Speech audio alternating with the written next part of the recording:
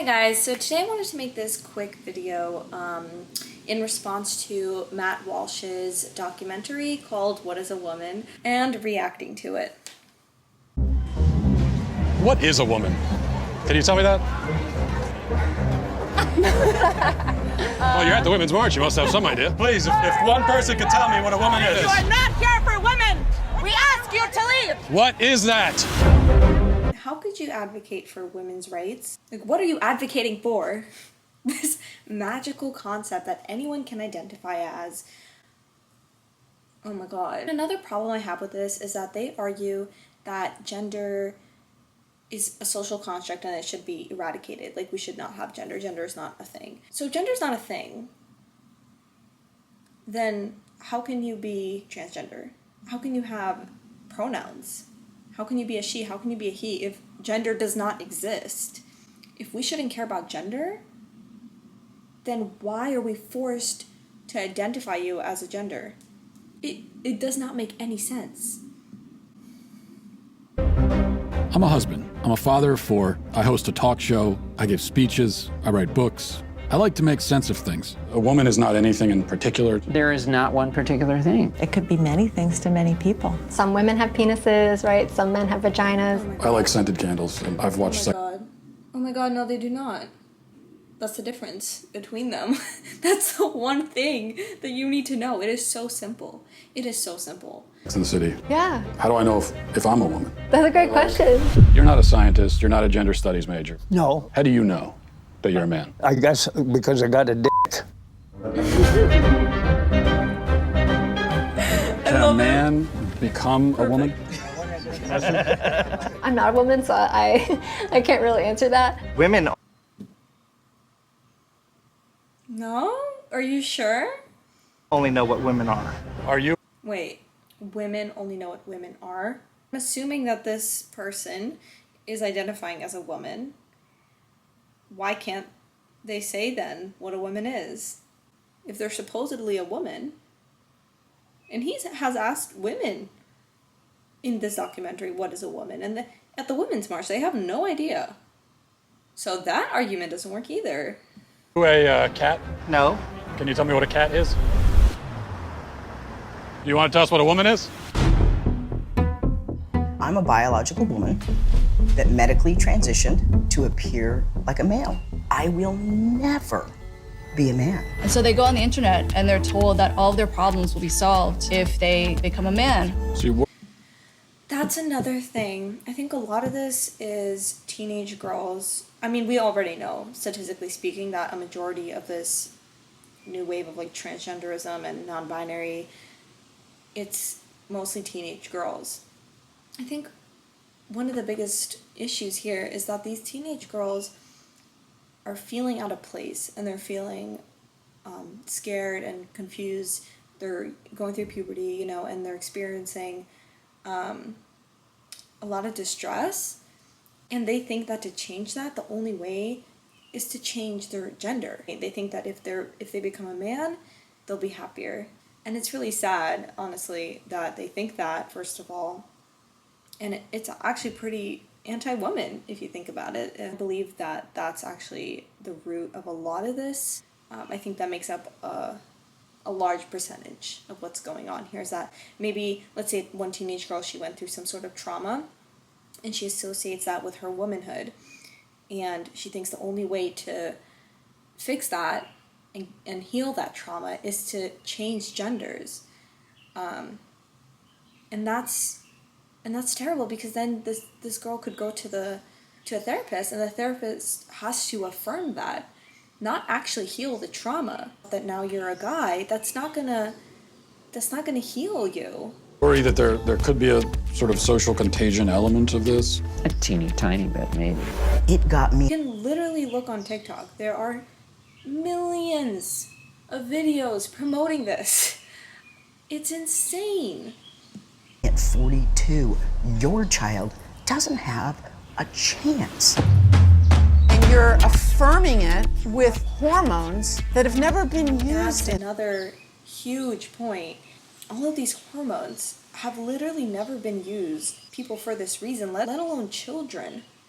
So they're literally lab rats. This generation of trans kids, they're literally lab rats. No one has used these medications, and we already know that there are side effects. We already know that there are very serious complications.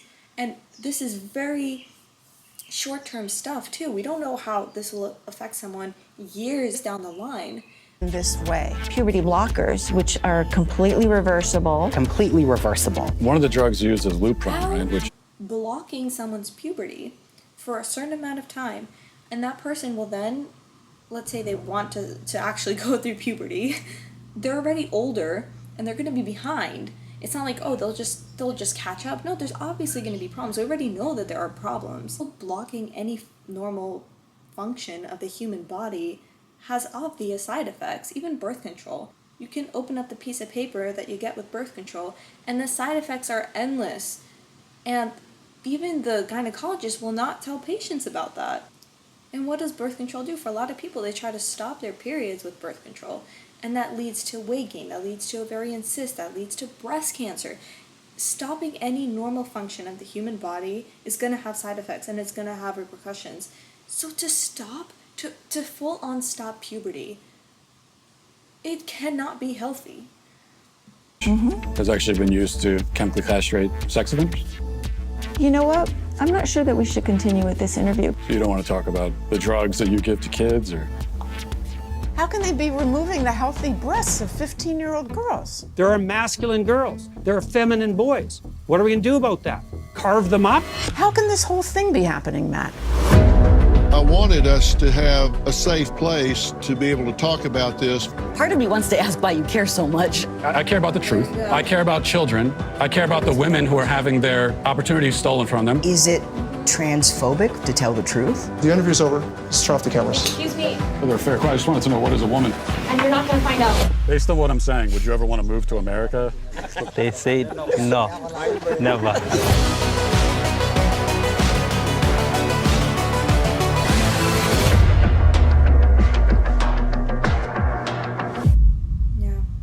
I hope you enjoyed it a little bit. We'll see when it comes out.